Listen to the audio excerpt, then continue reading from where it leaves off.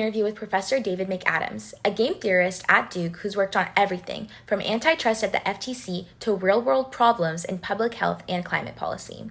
He's the author of Game Changer and co-author of the textbook Games of Strategy. And in this conversation, he explains how changing the rules of the game can reshape outcomes, whether you're dealing with misinformation, superbugs, or carbon emissions. You can read more about David McAdams on our website, 6degrees.blog, or Instagram page, 6 Degrees Away. Thank you and enjoy this video. How does one go from working at FTC to giving talks at places like CDC and Harvard Chan School of Public Health? So yeah, hi, David McAdams here. No, I typically edited an intro and sort of say who you are. Okay, so you'll edit. Yeah. So I will pause and then answer. Okay. So really, economics is a field that you can think about just about anything, like the decisions people make, the impact they have on others. The FTC is doing things like evaluating mergers, looking into, monopoly conduct, and thinking about the choices they're making and how they're impacting consumers, and the competitiveness of the market. But you could apply a similar set of tools to other types of questions like, your decision to go to class when you're sick and whether you're wearing a mask. Like those are decisions, and while you might not think of them as economic, you are impacting others, and there's costs and benefits to you. So we can use economic models. So I just started out interested in one set of topics, and over time I found that these issues about how information spreads are really interesting, and whether it's information in the form of DNA of a virus, or if it's information in the form of word about a new movie or a new product or something like that. Could you explain what epidemiology of information means in your research and how it relates to your studies of infectious disease or misinformation? Yeah, so epidemiology is kind of this large field in health, but there's a certain slice of it that uses tools related to infectious diseases, that's trying to understand how those things spread. And economists in the last 30-ish years have developed models of that which account for people's choices. So an early study was about how the spread of HIV. So like if HIV is spreading, you might think, okay, people will be safer, and that might slow down the spread. But there's nuances, and there's a whole a set of interesting theories to develop there. So I kind of joined that line of work where you're thinking about disease spread, where you incorporate people's decisions. Now, I personally have broader interests than just diseases, and so I call this epidemiology of information on my website.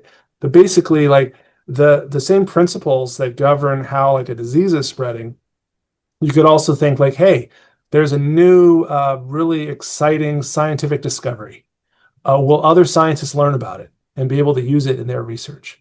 Or there's a new lie that someone came up with. How is that lie going to spread? And will people believe it?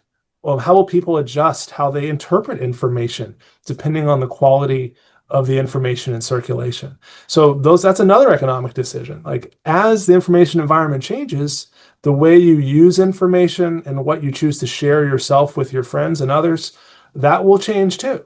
So we need these tools to kind of understand and predict kind of where things are going, and ultimately their policy implications too. Because you're like, oh, if we change the rules of the game, how will that affect the environment? What does it mean to change the game in game theoretic terms? And can you give an example from your research where shifting the rules of an interaction led to a better outcome? Yeah, so a game is a word that's used in everyday life to mean a bunch of things. But in economics and in math, it means something really specific. So it's a situation where you have multiple decision makers, and they each make choices. And those choices impact each other. Okay, so there's basically a set of choices that people get to make. So like, for example, you chose to email me and invite me to this interview. I read the email and then I chose to accept. Actually, as you know, there was an intermediate phase. When I wrote back to you, I actually said, you know what? I can't tell if you've sent 100 of these emails to 100 people and you actually don't care about me at all, in which case I don't want to do this interview, or you actually are very thoughtful and you've like, I really want to have this conversation. So I posed kind of a challenge to you to take the next step and actually show me that you were invested in this. And you did. You generated a lot of interesting ideas and questions and proved that you actually knew what I do. So that's why I chose to be here. This is a game between us. And games have rules. Sometimes they're explicit, like, football has rules. There's a referee who puts a flag up when a certain thing happens. But a lot of times in life, the rules are less clear. But nonetheless, there are strategies available to you, and there are implications if you choose to do one thing or another. And so those are kind of the rules of the game. Okay. And those implications are also important. They're payoffs. And so changing the game is just changing one of those things. You could change who the players are somehow. You could change their options. So give them a new strategy. So we're going to talk about like these bonds idea that you explore. Like that's kind of a new strategy, so someone invents an idea no one ever thought of. Now it's an option. And then we can ask the question, well, why are they not doing it yet? So that's related to the payoffs, the incentives. And you can change incentives too. There's a whole lot of ways of giving someone a new motivation to do something or not do something relative to the status quo. And that's actually one of the important roles for public policy. So if you think about what public policy does, one of the things it does is just inform people about the strategies. So you can say, hey, here's a recommended thing for you to do. Like, we recommend that you wear a mask today because there's a lot of disease out there. Okay. And it can also give you new tools. It can also coordinate actions, and it can also change incentives. So those are sort of the things that governments do, but not just governments. Also, like I'm a professor, and so I lead a classroom. A big part of my job is creating expectations and creating rules, like clear rules and consequences, so people can make decisions for themselves about whether they want to do the homework, etc. Understand the consequences if they choose not to. So this is a question that I didn't write down, except I've just heard so many great things about Duke, and as a student who's going to end up going to college one day in the near future, what do you think about Duke? How do you like it there? I think it's great. So this is my first year, actually. This is 2025, and this is my first year teaching undergrads. I've been teaching MBA students for about 25 years, but now it's my first year teaching undergrads. It's a blast. I think my class is really fun. If you do come, I would encourage you to take it. It's a sophomore only class. So you would need to take it in your second year. But yeah, no, the students are really strong.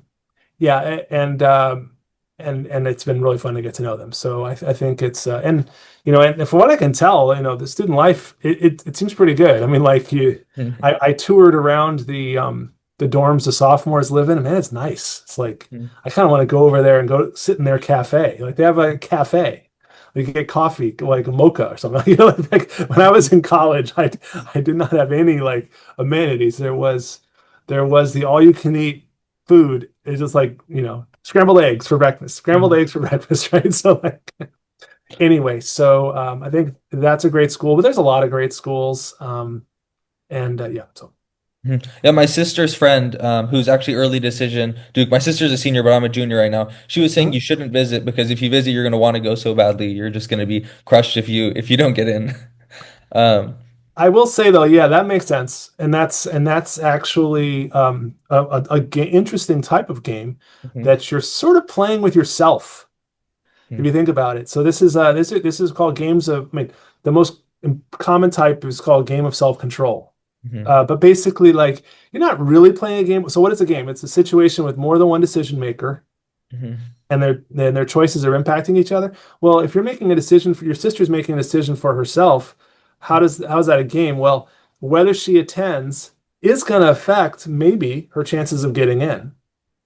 Maybe let's put it more broadly. If you're psychologically committed, that you really want to go, that will come through in your application.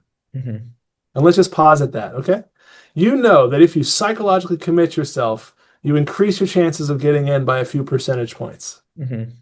But you're between 0 and 100. You're not at 97 to 100. You're somewhere in the middle, right?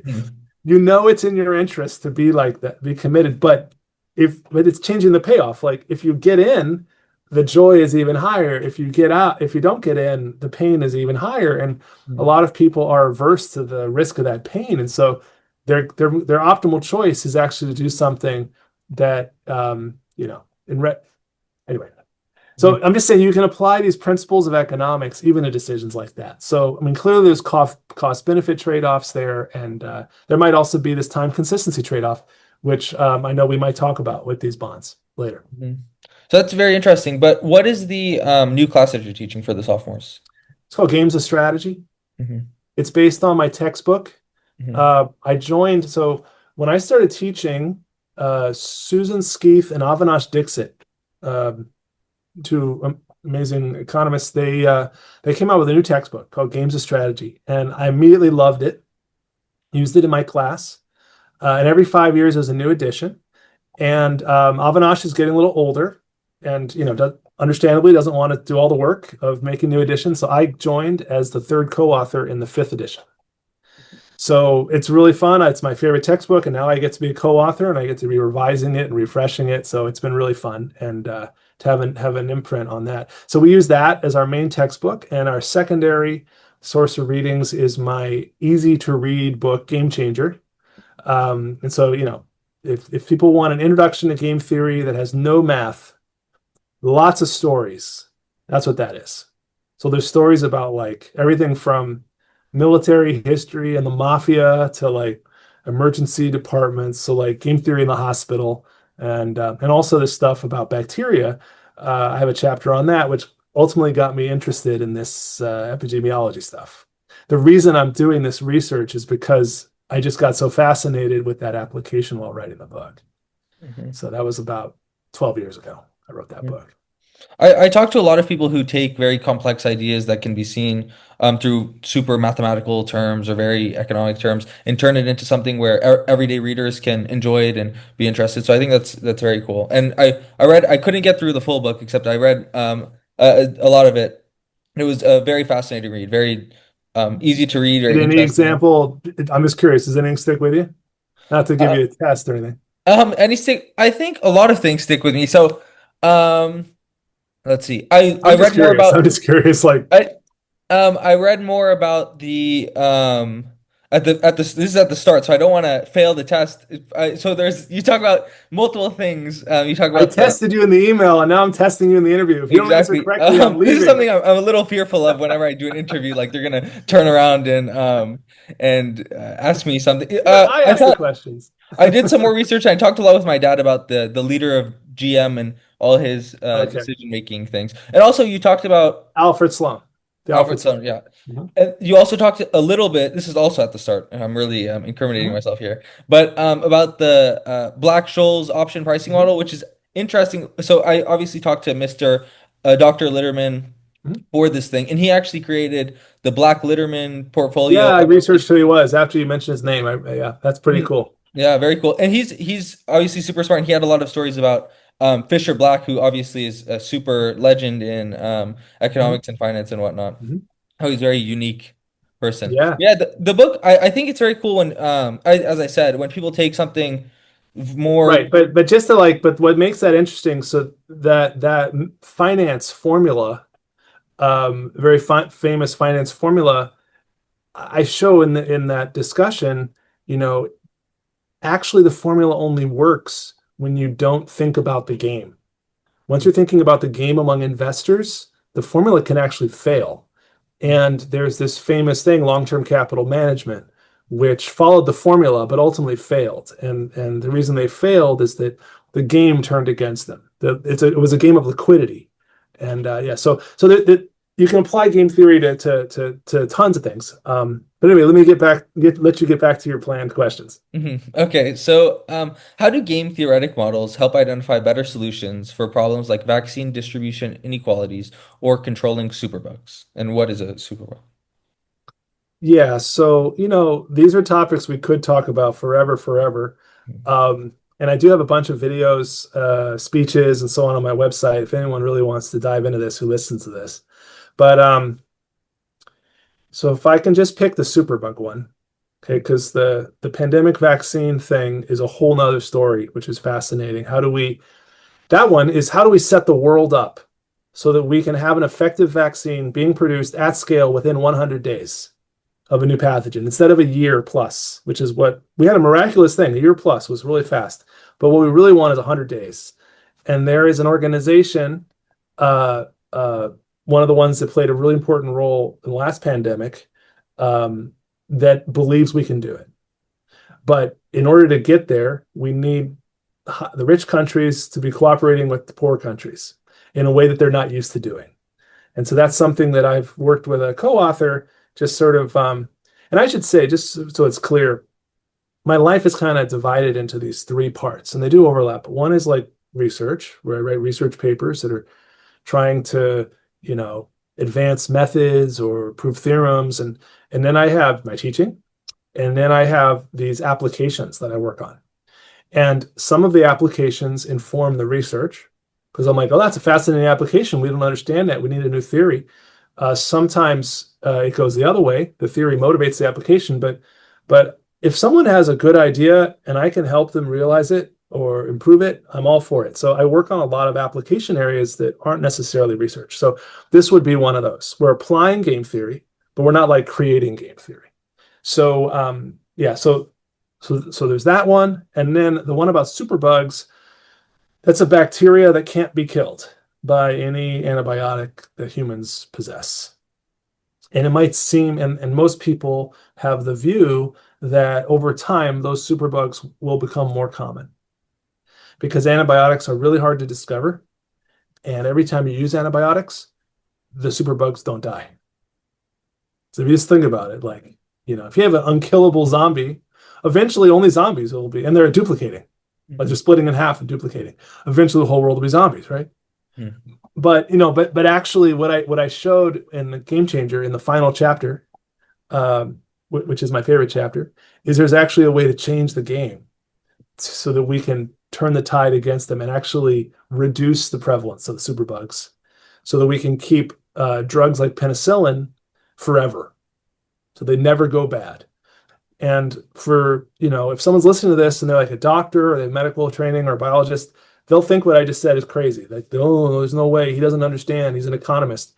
No, but I've spent a decade talking to experts in every related field. Some of the world's leading experts co-authored with me on a paper that built on the chapter. We published it in PLOS Biology. I've presented this work. The idea that breaks the logjam, and again, we can go on forever, so it's sort of optimal either probably to spend all the time on this or very little, but I'll just say the key is information. So in the old days, when a person presented to you sick, you had no information about whether penicillin would work. You just had to try it. And if it didn't work, you might switch to something else. Now we have these fancy tests that can look for the genes, like the COVID test. How did the COVID test work? It actually looked for, some of them were these so-called PCR tests, and they actually looked for the genes of COVID. So we knew it was COVID and not the flu, right? Even if the people look the same, maybe, it's one or the other because you saw the genes with your own eyes. Of course, it was the test, which had lines, but right? In the same way, you could look for the genes of penicillin resistance. So it's not the genes of staph bacteria. It's not the genes of, it's the genes of resistance. And so you could say, we have an infection and we know penicillin won't work. So now we can take different actions, such as prescribe another antibiotic that still works, or other things like extra infection control. So we can prevent this person from infecting others. Not only that, we can proactively go and check all their family and friends and everyone at their school and catch the resistant bug before it spreads. So anyway, so we basically show in this PLOS Biology paper that if you have this diagnostics and you have enough tools at your disposal, you could flip Darwin on its head. So the Darwin's theory of evolution normally would say more resistance. And when we change the game with these tests, we show under certain conditions, you can have less resistance. But the really important and slightly scary point, though, is that it's really important to have those other capabilities and to have the commitment that you really want to make this happen. And so if there's one country, maybe say Sweden, that reads the paper and is like, yeah, we're going to do that, then Sweden can preserve penicillin in Sweden forever. But in America, if we don't do it, we might lose penicillin. And once penicillin resistance gets very common, it's really hard to overcome it. So the strategies work really well when it hasn't taken over yet. And once you and the Swedes, every time the Americans come, they'll just like, test us, see if we're sick, and if we are, they won't let us in, right? And so they'll keep their little bubble. But wouldn't you rather have America be the one that doesn't have penicillin? Wouldn't we rather have everyone have penicillin? Right? And so then the question becomes, the poor countries have access to the capabilities they need to preserve antibiotics. And that's what led me into global health. So if you see, I'm like, no, affiliated faculty with the Global Health Institute here at Duke. And the reason I'm thinking about that is because, again, I'm thinking, do they have the tools they need to change the game? So in researching about you, I see that your students have a final exam where you choose a problem and then they apply game theory to it. And then you were saying in the book that you get bonus points, or it's better if you can choose a problem that people say is impossible to solve. Yeah. So do you think there's such a problem that is impossible to solve or no? Can you clarify? So in that, do you think there's a problem that is so people talk about, I don't know, anything. A problem that's impossible to solve. Yeah, exactly. There's no clever solution. Yeah. Yes, absolutely. So in the Game Changer book, the first half is strategies to change games, and then the second half are 6 applications that I did. Each one starts with me explaining why everyone says it's impossible, and then there's a clever idea and it changes the game and we could make it better. But there's some that I thought about and I didn't come up with a clever idea, so I did not include it. And there have been a handful of student projects over the years where they made a really good case that there was no available strategy to change the game. So one of those was related to defense procurement or defense budgeting in the United States. So it turns out that the US Congress allocates money to the military, but not only that, they tell them how to use it. And they tell them how to use it in stupid ways. So if you're a general, you are really frustrated. You're like, man, I really need this, but they're forcing me to do X, Y, and Z all the time. And you're like, was there a way to change that game? And so one student team wrote that for their final project in my MBA class. And yeah, in the end, they're like, look, and you might imagine this strategy, but no, it's not going to work here because the incentives are not right, blah, blah, blah. And so yeah, there's definitely cases, but the thing is, the game theory way of thinking, it lets you systematically work through, okay, understand the situation fully, understand the why behind the challenge, and then you can start butting your head against that. Like, okay, is there a way to go around this obstacle? Is there a way to change the game, have a new player, or with different motives, or maybe we can figure out a way to cooperate or change payoffs, which is what this carbon bond idea is about that I think you want to talk about. But then maybe you conclude, no, nothing's going to work for it. But then you have confidence that, okay, that's not going to work. I need to shift gears and think about solving another aspect of this thing. Or maybe it's only impossible right now because of X, Y, Z.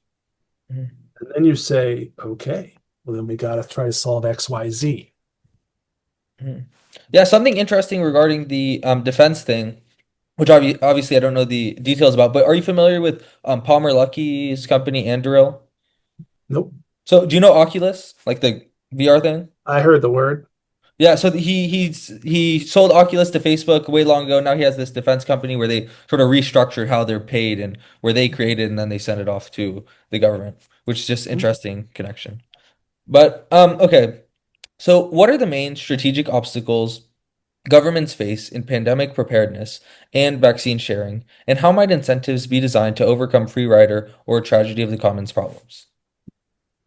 I vote we skip this one just because it's a really meaty topic. It's really important. Okay. I will just say that my co-author Gavin Yamey and I, we wrote a piece in Think Global Health, which explains a lot of the ideas that we have. There is a public good problem. We propose that collaboration among nations could be mutually beneficial, and we connect it with the idea of clubs which is an important economic idea that you tend not to learn as an undergrad, econ major even, but it's a very simple idea, and it's basically a way of changing a public good problem so that people benefit by helping the public. So public good problem is there's something that benefits all of us, and each of us can decide to help make it happen. Right? So like a great example would be, I mean, there's a lot of great examples, but like let's just pick one. Go into the city council meeting. If you go to the city council meeting and you listen, and if you hear something messed up, you speak up about it. That helps me. Mm-hmm. It helps me to have 10 citizens who are listening, not with some agenda. They're trying to force like the government to do their private thing, but just like sitting there thinking, is this messed up? No, this is okay. Is this messed up?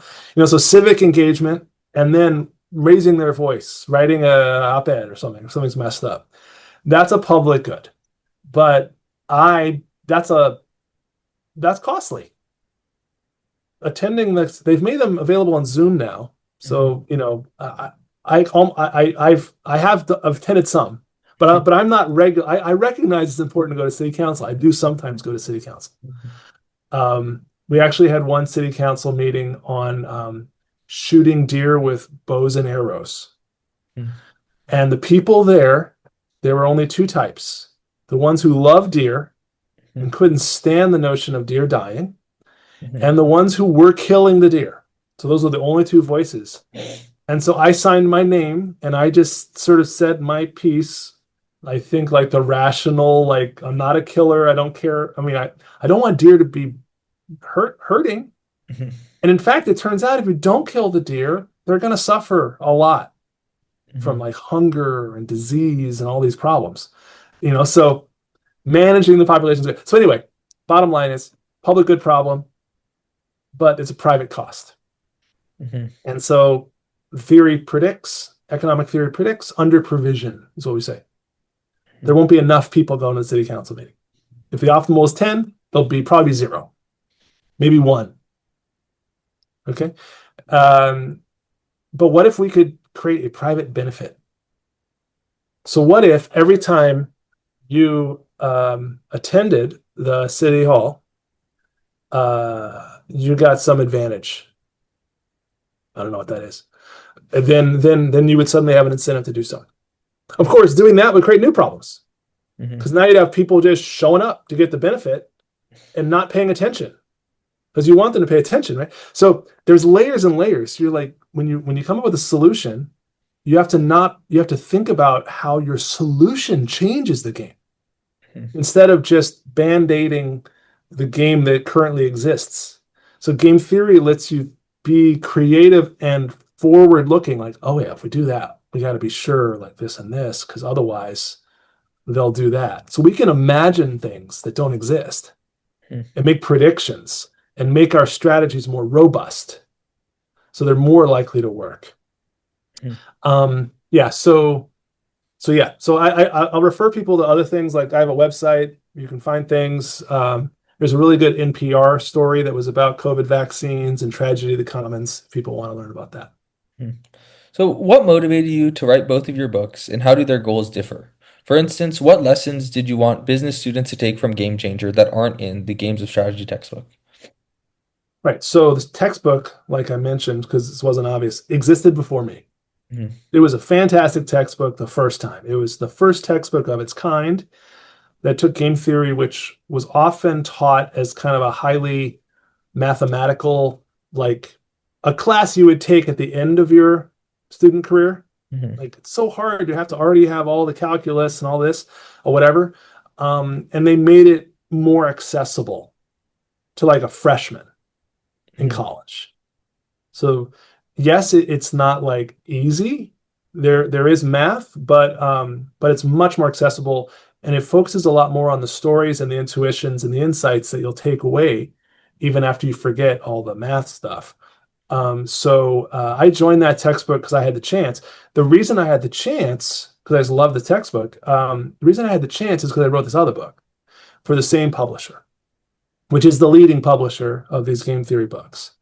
And my goal in writing that book was, I thought that there was an opening there really wasn't a game theory book that was accessible to readers and that kind of taught you how to dig into the games enough to be useful. So my belief is that to be really useful, you have to have a model in your mind of the game. You have to understand the game. And when we teach game theory, and most of the game theory books that existed before, they would teach it through these simple little made-up situations. The most famous one's the prisoner's dilemma, like super simple. People have like a very one yes no choice, and then you get to see what happens, and we assume everyone knows the payoffs. A lot of assumptions go in there, a lot of simplifications, and you come away like, oh, that's cool. That's a cool thing, but I don't know how to connect that to life. So I wanted to write a book where it was about, let's really think about a real world phenomenon, try to think about who the key players are. And it may not exactly fit into some simple story, but we have a process for surfacing the players, their options, and their payoffs. And the other aspects of the rules of the game, like timing of moves, information, rationality, commitment, these various things. So you can put those pieces together as like a generous purpose tool. So I wrote the book with the goal that this would be like a really useful book for people. And I wrote it in a way that was accessible. So anyone listening to this, even if you're in high school, you can read it. Mhm.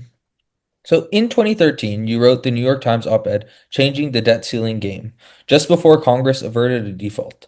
Looking back, how do you assess the strategic game of U.S. fiscal negotiations today? Yeah, so I wrote that op-ed just before the book came out. So it's like tend to be a good idea to publicize. So actually, if you look, I wrote a bunch of op-eds on various topics there. So um, one thing I'll just say is that the game now is, I think, different than the game then. So I just looked on the wiki before we talked about the history of these budget, these debt ceiling standoffs. And around each of the ones in the early 2010s, Congress actually passed an agreement that had the word budget in it. So there was the Budget Control Act Mhm. and then the Bipartisan Budget Act. Mhm. So one of them was around 2011, one was around 2013. Budget Control Act, the first one, claimed to be reducing the budget for over 10 years by like almost $1 trillion. Mhm. Bipartisan Budget Act would be reducing the budget by like 50 billion. So like it was like an order of magnitude less, like dramatically less. Now, what were they arguing about? Was there any mention of the budget? Mhm. I'm just asking you. You've been paying attention to the news, right? Did Um, anyone talk about the budget at all I mean, people are obviously concerned about the debt, but I'm not entirely sure. during the standoff?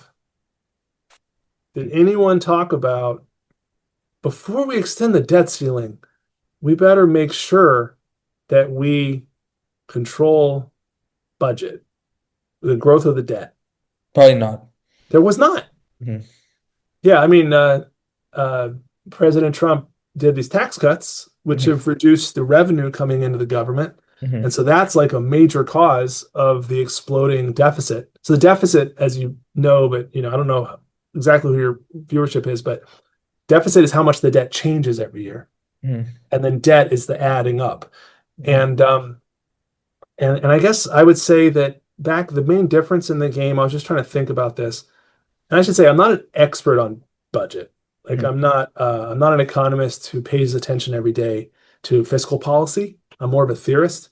But just looking at this at a high level, my assessment is that, if you look back at 2010s, the politicians were at a minimum giving lip service to the importance of the budget Mhm. and not having a huge deficit, Mhm. and hence not having growing debts. And so they were under pressure to reach agreements about the budget. So that's why we had these acts called Budget Control Act, Bipartisan Budget Act. Mhm. But now the main difference there's a big difference, which is that this is not something that appears to be a priority for very many politicians at all. Mhm. It's not something that they are feeling pressure about. And why that is an interesting question. Have the politicians changed? Or have we, the voters, changed in what we're communicating to our politicians? And the linkage between that, I think, also matters. So anyway, so that seems to me like the more fundamental challenge is that we have this out of control debt, that there's a very small number of politicians who are trying to raise attention to it. Just today, actually, there was an interview with this guy, Thomas Massey, who is one of the representatives who pushed for the Epstein files to be released. And if you look online, he actually is wearing on his jacket, a lot of politicians wear American flag, like just to prove they're loyal to the Yeah, US or something. He wears a homemade ticking. It's a little electronic display of the US debt, and the number is changing a little bit. So he wow. made it somehow. And It's like electric on his. Oh. Yeah. You know how they have like there's certain places where you can see the debt, like on some, I Yeah. don't know where, but he has that on his jacket, and he figured out a way to make it himself. So it just goes up at a certain rate, which is like the rate that you can estimate how it's going up, right? Because the deficit you can divide by how much it should go up every second. So he has that, and it's just a ridiculously high number. And he said it's to make my colleagues anxious. That's what he said in a quote in an article today. He said, "Where's this?"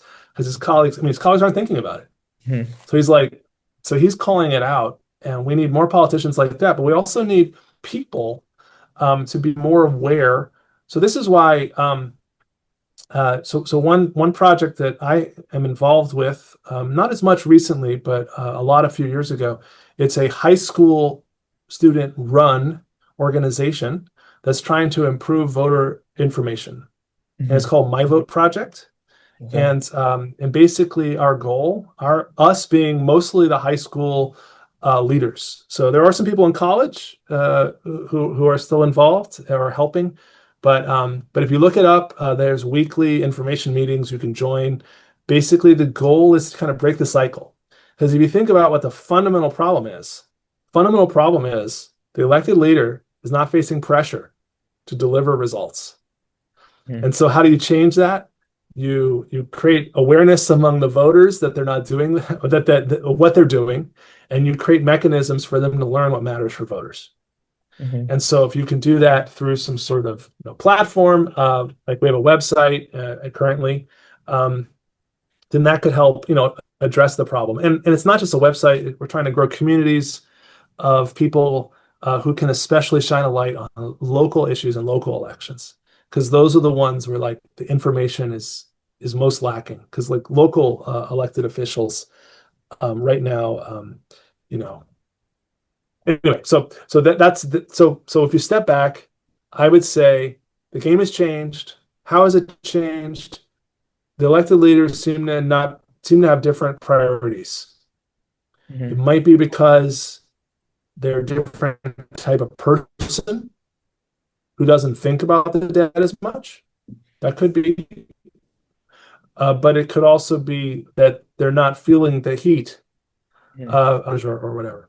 So that would be taking a step back. You're like, how do we solve the debt ceiling crisis? How do we solve the debt crisis? You might conclude there is no solution currently. Taking as given the elected officials with the motivations they currently have, which is apathy. They don't care, apparently, enough to do anything. So given those players, there might be no solution. But we're like, hey, let's try to change the players. Let's either change their payoffs or let's get them out of office. Right? So like you step back, that's what we got to do if we're going to have a fiscally sound nation. So that's just the logic of it. So that would be an example of an insolvable problem within the confines of the way the game is, but then it focuses you on what needs to change. Yeah, I think it's so I was talking to a professor from Columbia recently, who actually says a lot of game theory-esque things. I'm not sure if he is aware that it's game theory, but he was saying that debt is like he referenced a movie that I forgot. Is like a train coming at you at 1 mile an hour, where everybody can see it's a huge problem, but you're just standing there letting it take you Is this under. the Fish Called Wanda, where the guy gets run Yeah, over exactly. by Yeah, the? exactly. There's Fish a called famous Wanda. scene Yeah, in this movie called Fish Called Wanda. The yeah. uh, the cement roller thing is coming really slowly, but his hmm feet are stuck in the cement, so hmm he can't move. hmm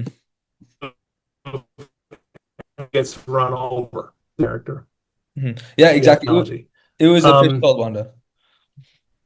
Sorry, you're but old. there's a time inconsistency problem. I think the real thing is that there's just so one thing I tell my students all the time is like, the first skill they need to get is the game awareness. So the Game Changer book is really it's largely about helping you learn to recognize games. Um, because a lot of the things you do, you're making decisions all the time, but you're not necessarily even aware of the consequences. Okay, so you're playing a game, but you don't realize it. Or maybe you're not accounting for some of the consequences of your decisions. So you're unaware of those consequences. Like if you knew the consequences, you might make a different choice. Um, but then third, so we're getting like, that problem you can solve through information sharing. But the third one is time and consistency Mhm. that you might, your incentives now might be different than what you would do, and like, you might regret your choices. And I guess the last one, which is really big, is benefit from, say, carbon emissions, and they're going to profit from that, and they don't want to lose their profits, so they might oppose efforts for people to learn about the consequences better. Mhm. I think it's So very that interesting. might help explain. I think it's interesting that the budget deficit problem seems very similar to climate change in that it's a problem that will be immensely big in the future, but to solve it, you'll need to start today and affect your current everyday living, how I'm going to live today for a problem way 10 years out. And I don't necessarily see the consequences on my day to day, whereas I see the solutions on my day to day, if that makes sense. So how can game theory help us understand political misinformation But or there, pol- but there is a big difference, though. But there is a big difference. Mhm. Obviously, there is a big difference in that the relevant decisions are much more distributed and hence harder to solve for carbon because each of us is making choices. The government is not itself spewing the carbon out of Capitol Hill. Mhm. I see. So, I mean, there's more hope for solving the budget. And also, also debt it is slightly fictional notion. We all agree about it, and that allows the economy to work. But if the Mhm. day did come where the US had to default on its debt, the world would not end. Mhm. It's just the US would lose a lot of credibility and we would have a much harder time borrowing money in the future and we'd be a lot poorer, Mhm. but we would still be alive. Yeah. Whereas, with carbon, it's an actual physical thing that is changing and hence very hard to reverse Mhm. um, or change once it's out. So, yeah, so yeah, but I agree though, if yeah, there's a lot of analogies that definitely apply, especially in terms of short-term thinking. The decision makers don't have long-term interests at heart. Mhm. It is interesting to see young people like suing. Mhm. Now there's these various court cases that they're trying to say, like trying to force the government to take a longer view in the interests of the people, Mhm. their generation. So that's interesting. Very interesting. So, You wanted to talk about another possible solution. Are we going to get to that? Because I know we've been so we going can, for quite a while. okay, yeah, we can get to that right now. Yeah. So, just to I don't know. contextualize, It's your interview. I just it's like that's the thing that I haven't thought about, so I'm more curious to hear about. for sure. So Yeah. the within the carbon bonds. So just to contextualize, this is um sort of Dr. Right. I Litterman. have looked into it, so you can explain to the audience, but I understand. So I'll just give a brief explanation. Um, so Dr. Litterman, who I've been in contact with for a few months, has this idea which I saw, which Hmm. is regarding carbon bonds. So the main problem that he was addressing is that um, if the government says a carbon price, they're not necessarily incentivized to set a carbon price, and investors don't really see the credibility within the government they don't know what their payoffs are going to be if they start investing in clean energy. And that if the government says we're going to have $80 tax on carbon or something like that, the investors don't necessarily know that that's true, and they don't know if I'm going to build this green energy facility, I'm actually going to get that payoff. So, in order to help build credibility for the government and help the investors have a hedge and more assurance that they're really going to get the money from their investment, Litterman proposes a carbon-linked bond, heavily based off of the TIP system, which is the based off of inflation. So basically, the government sets a carbon price. For example, they say we want carbon to be $80. What's a carbon price? Carbon price is just the cost of burning a ton of carbon. So he says the social cost of carbon should be priced at 200 something dollars or something along those lines. Whereas currently they measured it across 25 countries. The global cost of carbon is about I think it was $15 or something like that. Um, can you hear me or am I cutting out for you?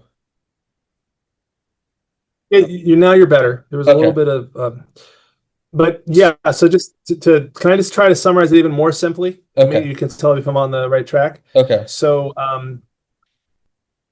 a government might want to encourage people to burn less carbon. Hmm. Okay, driving gasoline cars or whatever. They might want to encourage people to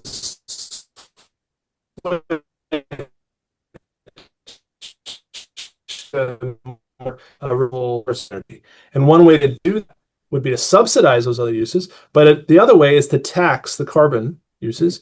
And so there's policies the government can do that can encourage people. Of a carbon bond, though, is that like a government might say they're going to do that, but when push comes to shove, actually doing it, Hmm. it's costly. Hmm. So who's going to want to tell somebody, no, you got to turn your AC off, Hmm. or you got to pay $500 for your AC this month? Hmm. Who's going to do that? They're going to have a backlash. Who's going to say we need an extra $1 trillion to the budget to pay subsidies? Hmm. That's going to explode the debt. So who's going to do that? Hmm. So there's a cost that governments will wish they didn't have to do. Hmm. And so that creates a time and consistency problem Hmm. that they're going to maybe announce they're going to do it, or maybe say Biden will do it, but then Trump will undo it. Hmm. Or maybe Biden will say he's going to do it and then not actually do it.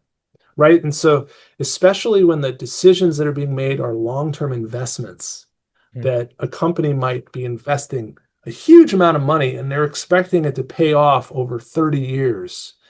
Hmm. And if the policy changes after 2 years, they only get 2 years of benefit. They're just not going to do that investment. Hmm. So the idea of a bond is, so there's these basic methods that we have of changing games to solve this problem. So one is called contracts. Hmm. So you write a contract, and if you violate the terms of the contract, you have to pay a penalty or go to jail. Okay, and so that I'll give you the credibility. Someone's like, I'm renting your house. Like one example, just to make an analogy. I'm renting your house. I want to improve the house. So I'm going to invest and I want to be a long-term renter. And so I'm going to have a contract with you that says if I improve the house, you will not raise my rent and you will allow me to stay in the house for at least 5 years. Hmm. We could sign that sort of contract, and that solves this time and consistency problem. If we didn't have the contract, once I put on the new roof, you kick me out or you raise my rent by $100 after. So we've got a new roof now. It's like, I paid for the roof. Too bad. It's worth more in the market, right? So contract is the first. But the thing is, governments can't sign contracts. Yes, they might claim to sign a contract, like they sign a nuclear arms agreement, but it's not an actual contract, because if they violate it, who's going to come collect? The only way to collect is with an army. Hmm. Okay. And so we're not in the Roman Empire. So like we don't get to, they might have had contracts back then enforced by an army. Hmm. But I'm saying, so that's why the second thing though is a bond. Hmm. And so that's another method where you put money down. And if you, if you Some places, if you like borrow the bathroom key or if you like do something, they'll say, "Can you give me your license?" I guess they don't take your driver's license for the bathroom key, but there's times when they like you deposit your like Mhm. license, and then when you're done with it, I'll give it back to you. Mhm. That's a bond. Because if you ran away with the thing, you just lost your driver's license, which entails a cost of getting a new driver's license, which is a huge hassle. Okay, so that's the size of the bond. How much you're committing to pay if you don't follow through. And we do this in all sorts of settings already. And Litterman is basically saying, well, what if the government voluntarily issued an obligation that said, if I don't do XYZ, I must pay 100 billion. Mhm. And once I've made that announcement, my credibility is now on the line.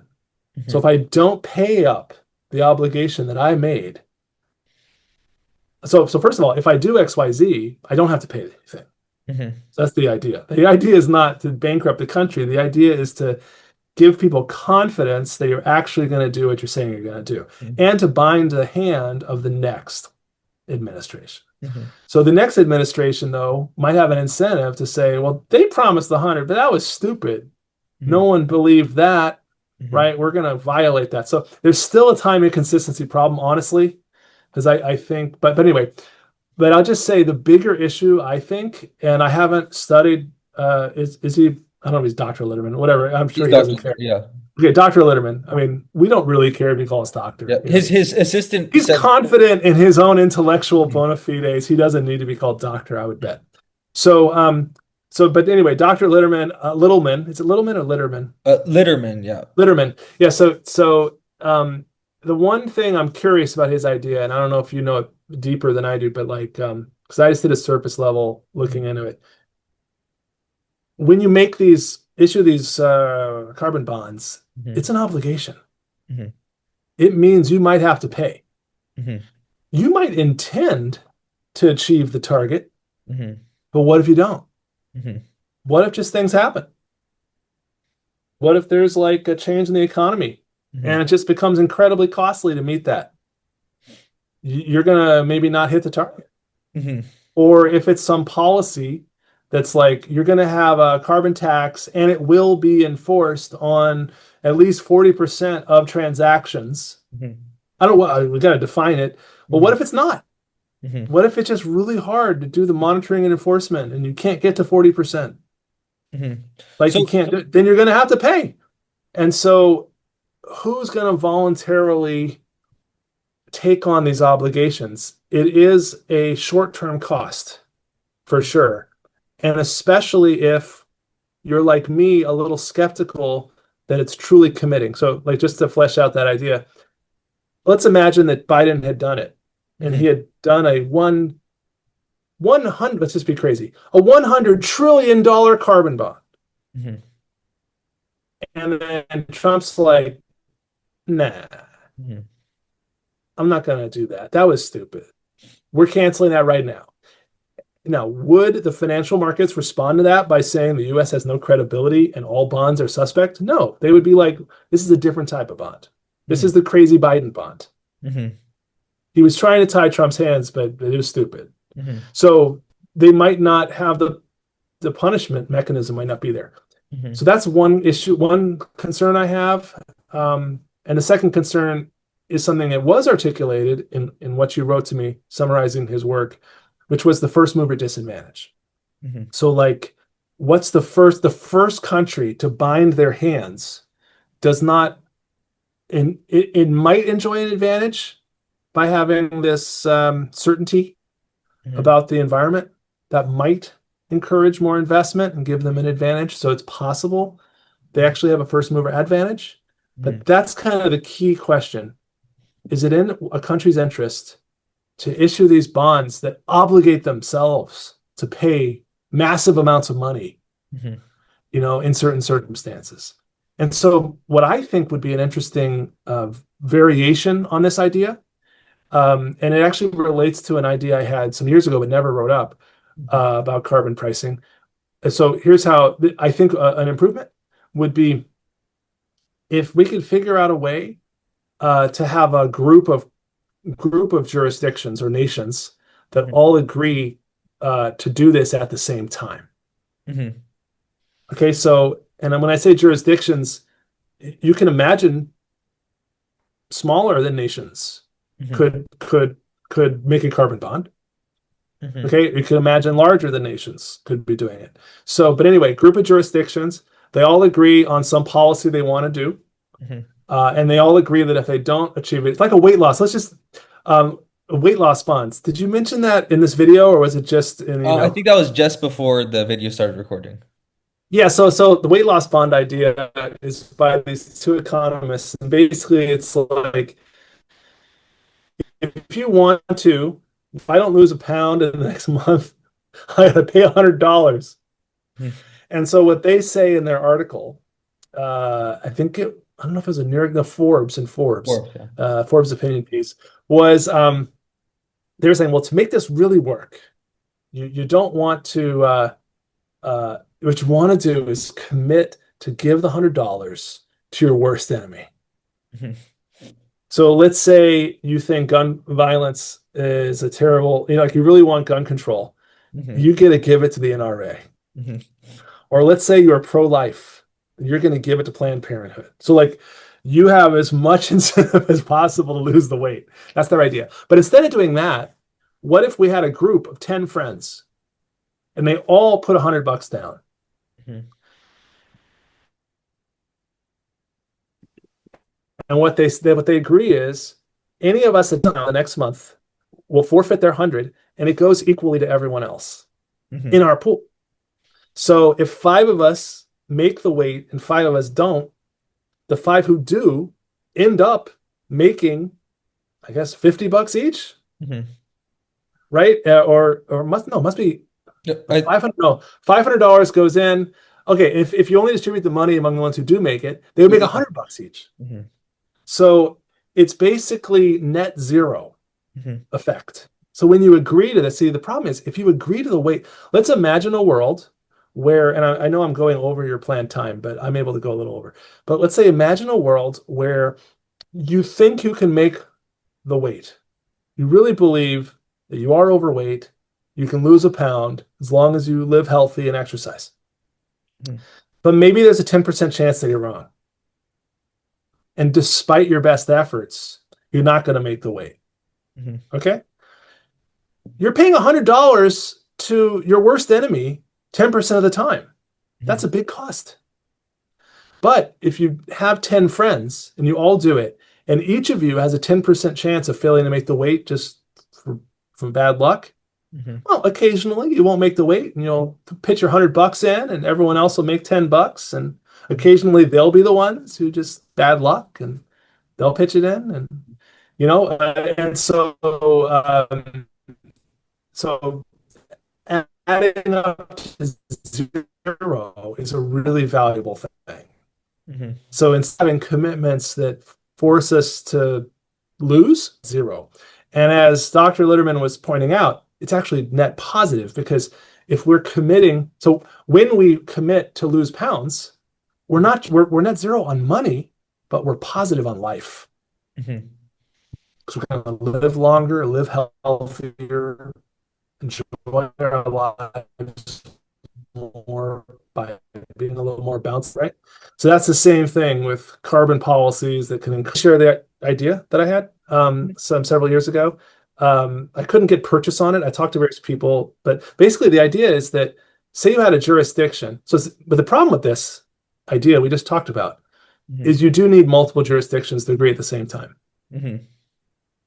You need 20 countries to all be like, yeah, we're going to be a carbon club. Mm-hmm. And we're all going to agree that if we fail to meet we're all going to agree to certain target, whatever, policies or target carbon emissions, whatever it is.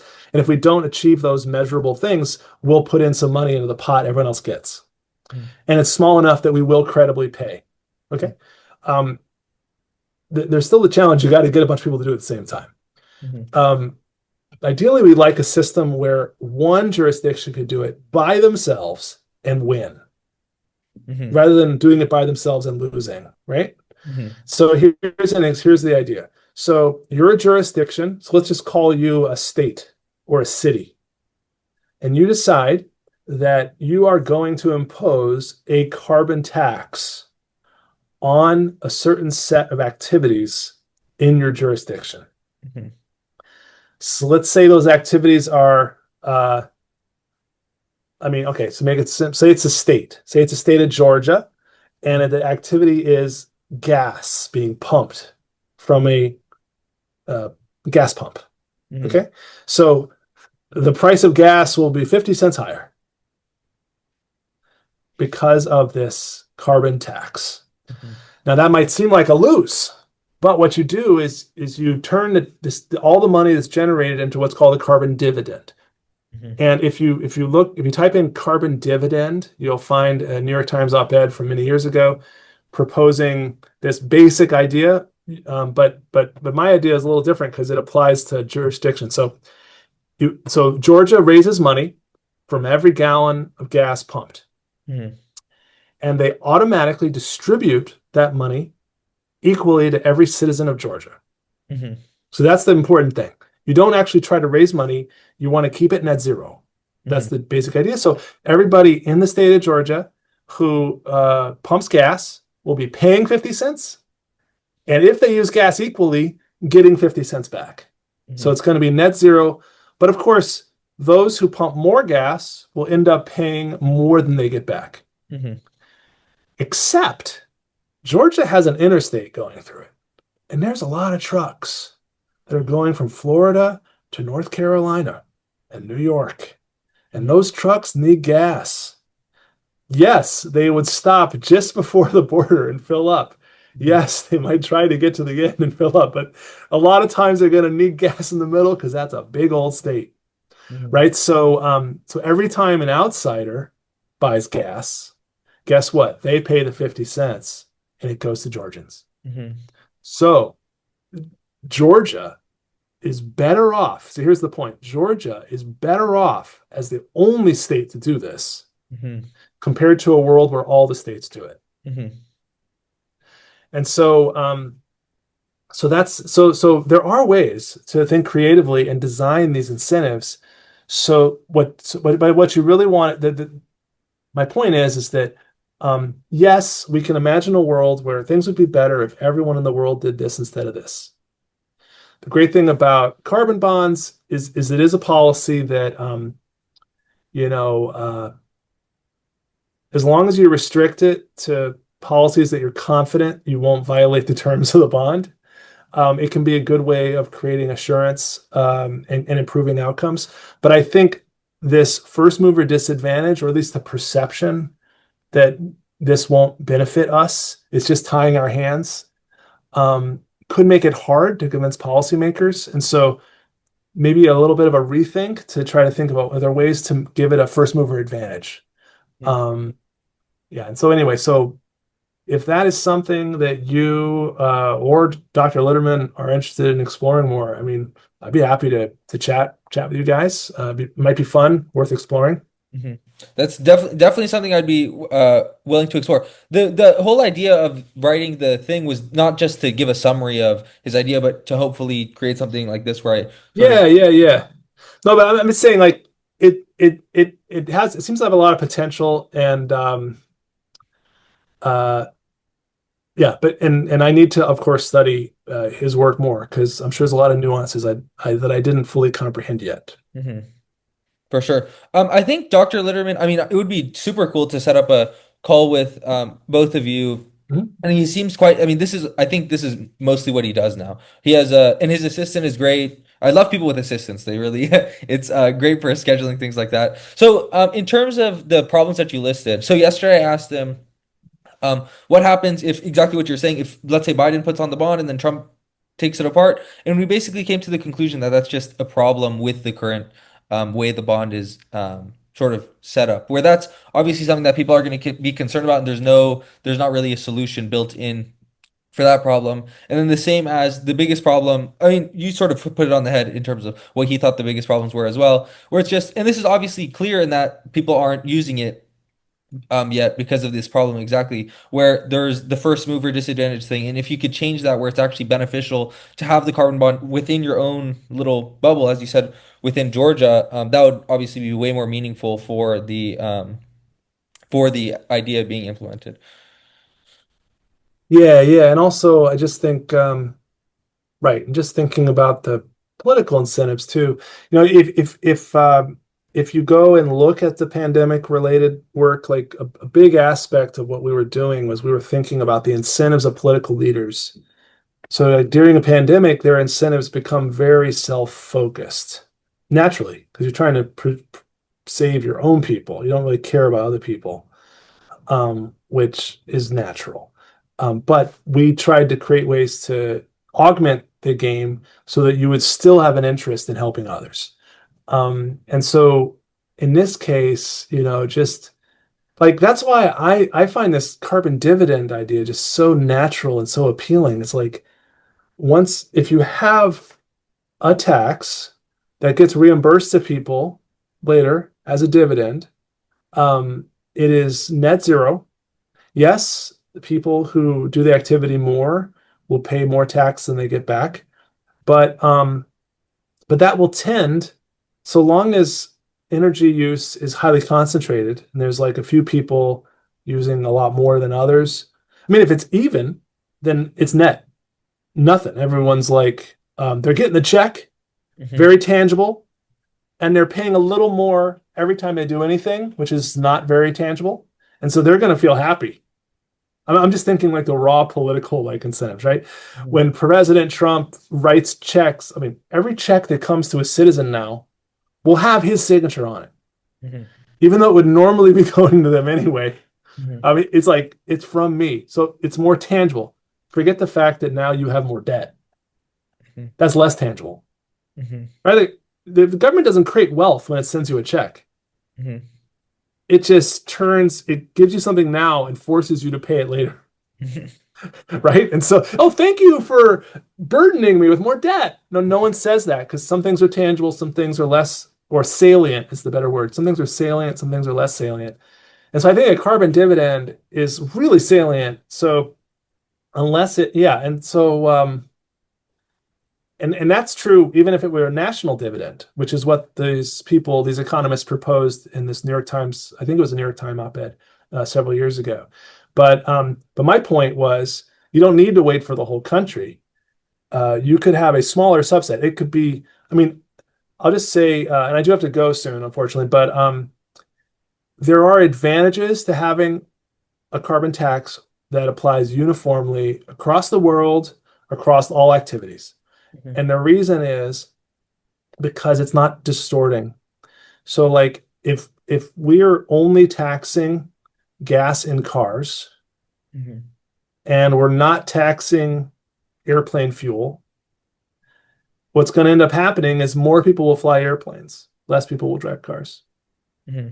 right? And that's distortive because it's and it might actually increase carbon emissions Hmm. if airplanes are worse, right? Okay, and uh, so if you only tax one industry or one activity, you could be distorting incentives. Hmm. So like there might be less investment in that industry, Hmm. whereas it would have been a good industry if everyone were taxed. Um, and so that's just a fact. It would be better to cover everything. But nonetheless, it would be good to start having carbon pricing. And so my idea is basically let's create a ratchet where we start with, you know what a ratchet is. You get one thing and the ratchet holds, and you go the next step, ratchet holds, next step, ratchet holds. Instead of saying we need the whole world to do it or we're going to do nothing, Hmm. my proposal would be let's find a place where we can make carbon pricing beneficial. So it's a win Hmm. for, say, the people and the politicians who are deciding to enforce it. And then we can build from there. So you start with, you know, you could actually start in locations. So we don't have to wait for the whole world to do it. The United States can do it by itself. So just like my example of the car driving through Georgia, well, there's stuff that comes, there's goods that get imported in the United States. You know, what if we taxed them when they came in based on the carbon footprint of how they got here. Like if we knew how far they came from, we could measure the carbon impact of the transport, Hmm. and we could have a tax on that called a tariff. It would be a carbon tariff. Hmm. Okay. And then we could say all the revenues collected from carbon tariff are distributed as a dividend to all American citizens.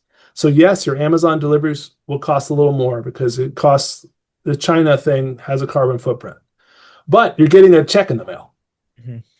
right? And moreover, it's going to incentivize Amazon to do more stuff in Mexico, which is good because it's a shorter ride, Hmm. right? So yes, it's true. That proposal would only cover transportation, one activity, Hmm. right? And it would only be stuff coming to one country, United States. But we could do it and it would benefit us. And once we do it, it would be in China's interest to do the same and start charging us for the stuff that we ship them, which is fine, actually, because pretty soon the whole globe is doing it. Hmm. Now we have a carbon price for transportation. Hmm. Yes, it's true. We don't have it for various industries. We don't have it for this other, but then you start doing that. Hmm. So that's the ratchet idea. Because once you have the mechanism in place to send people a check, Hmm. now you can just add more things to the check. Hmm. So anyway, so that's the that was the idea I had. I never published that idea, but no one's convinced me yet that it's a bad idea. Hmm. So yeah, so maybe Dr. Litterman would enjoy or give me feedback on that. Very cool. That's fascinating. I don't know if you need to go, except I think when I was thinking about his idea and making the questions for him, I thought the most incredible thing, which this seems to touch on, is if you just completely ditch any sort of I want to be a good person at all, because that seems to be a little Mhm. bit meaningless, and you make it I wouldn't say that. I wouldn't say that. okay. But if you ditch I You're want to on be YouTube or whatever you're going to put this. if you, I'll edit it out. I'll cut it. I'll cut. If you ditch that you want to be a good person, but you make it really, if you make it financially feasible in a real way, and it's beneficial for Oh, me, Georgia, to create this, and it's also I want to be a good person as well as a yeah, yeah, as an yeah. additional bonus. That You would be the shouldn't most. cut it. You shouldn't cut that, by the way. But unless you have to for time. But I would say this is another point that we make in this pandemic related work. It's like there's a lot of payoff. The way I say it to my students, there's a lot of factors that go into someone's motivations. Mhm. And then one of them is you just want to do what's right. You want to be a good person. You want the world to be better and more fulfilling for everyone, right? So all else equal, you would love that. Mhm. But you have other needs. So there's kind of this hierarchy of needs. Like, Mhm. yes, you need air. Air, I'm going to go for air before I go for you having a sandwich, Mhm. right? So, and I want me to have a sandwich probably before I want you to have a sandwich, Mhm. unless I'm a saint, right? Mhm. So what we want to do is have, like you said, we want a strategic plan. The way we would say it as game theorists is that's robust. Mhm. So it works under certain assumptions about what motivates people, but Mhm. it also works under even if those assumptions fail. Like if Mhm. your assumption was this is going to be great as long as everyone's an altruist and loves their neighbor as themselves, Mhm. right? That's great, but I would actually slightly prefer a world where I would definitely prefer a world where everyone loves their neighbor as themselves. That would Mhm. be fantastic. Mhm. But let's have a strategy that will work even if they don't, Mhm. Yeah, exactly. right? So that's the sort of, yeah. So we're not going to say who cares about loving their neighbor. That is great. Mhm. Everyone should aspire to that, but not everyone's going to be like that. And Mhm. we want the people who are good people to succeed. We don't want them to be suckers. Mhm. We want them to also be thriving, right? So we want to make systems that don't rely on them or don't take advantage of them. Mhm. Right. So anyway, so yeah, but anyways, game theory gives you a systematic way to kind of think through those issues and try to make your strategies more robust as well as give you, focus your thinking so Mhm. your creativity can be kind of in the right direction and you're Mhm. more likely to find a solution. Mhm. Yeah, for sure. And it seems like the more people I speak to from in any like from nutrition to anything is incentives really run the world in game theory, giving you a framework to understand those and change the game as your book. is incredible.